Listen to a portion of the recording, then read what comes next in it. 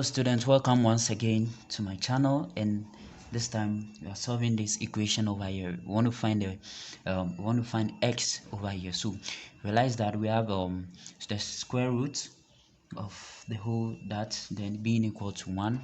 So what we are going to do is that we are going to square both sides, right? So we have our first squaring. So when we square both sides, then we are just left with this. We are just left with 4x here plus then 16x here plus then we have so we can have that, and then 4 to the power nx plus 3, right? Then being equal to 1 here. So let's send this to the other side, plus square root of x. So we have also squared that. So squaring that, we just have we're going to get the whole of this to be so 1. So when we expand that, we just get 1 plus 2 of the x, then also plus x. But you realize that this will get rid of that, right? So in this case, we just repeat the whole thing. So this is what we have. Now we do the second squaring. We square again. So we squared for the second time. So squaring for the second time, we have 4x plus outside. Then we have 16x plus that goes all the way. Then we have 4 power x plus 3 here. Then we square again. Now when we square this side, so when we square this side, we are just going to get 4x here, then plus 4 root x, then also plus 1.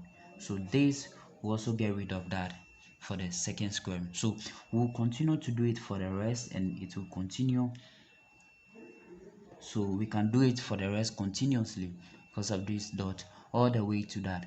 But you realize that in doing this, we have we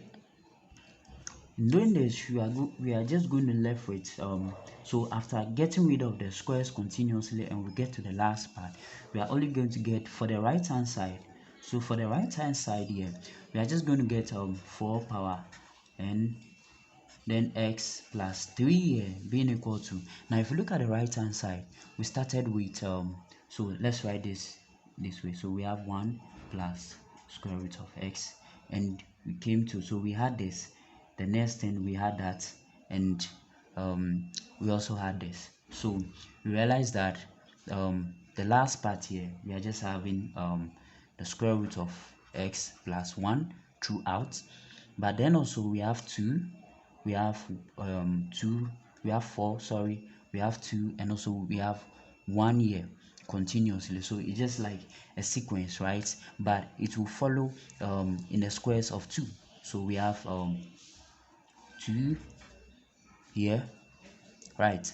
Then plus, so it is moving between the series. So we have 1, 2, 4, 6 continuously, right? So we can get an equation in this way: 2 to the power n multiplied by 2, so that when n is 1, starting from 0, when n is 0, then we have 2, right? When n is 1, then we have 4. When n is 2, we have 4 here, then we have 8. So continuously. So we are going to have it in this way: 2 to the power n being multiplied by 2, right? That will be for these values over here, the series over there. Now we realize that we have 4x, we had 4x here. Now in the in this case, we also had 2x, right? In the first case, we just had x, which got rid of the x here. So in that case also, we had x as the first term, then we have 4x, right? So we can also write an equation for this, which is just going to be 4x here, then in the series of n, right? So we're going to have 4x here, then to the power n, right? So this is what we have for the whole equation over there. So now the question says you should find the value of x, right? You find the value of x, then you realize that 4 to the power n x here. We'll get rid of that, and we are just left with 3 here being equal to 2 power n multiplied by 2. Then we have square root of x plus 1. So we can group like terms from here. So we have 3 minus 1 here being equal to 2 power n multiplied by 2 square root of x here, right? So we can then we have 4 being equal to 2 power n then to the square root of x. Now we are still looking for x, the value of x. So we can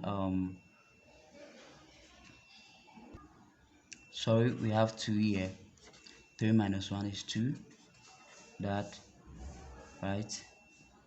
Then also this.